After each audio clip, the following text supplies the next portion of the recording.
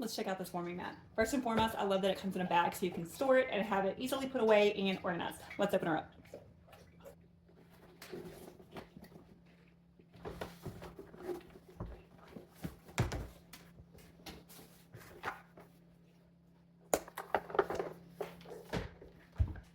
I've always wanted a warming mat, and I thought I only wanted it for like family functions when I host events to keep the food warm, you know, on special events, holidays, parties, stuff like that. But after looking at this thing, I realized you can use it for so much more. Camping, drying clothes quickly, if you're in a cabin or camping, take it with you in your RV. It can be used for so many different things. I just have to figure out how to use it real quick.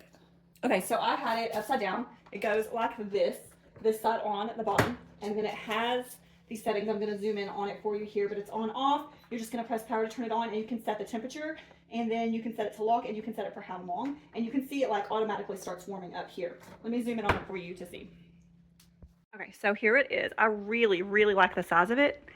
And another thing I just realized you can use it for is to help thaw your meat if you are like me and you forget to set out meat if you need it to thaw out quickly and you don't want to do the defrost in the microwave, which no one likes doing that.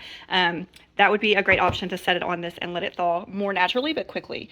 And then here, like I said, you can change the temperature, and then you can set for how long you want it to stay on, and then you can lock it like that, and then power on and off there. It's super, super easy to use. So have it locked so it won't even turn off while it's locked. You have to hold that down.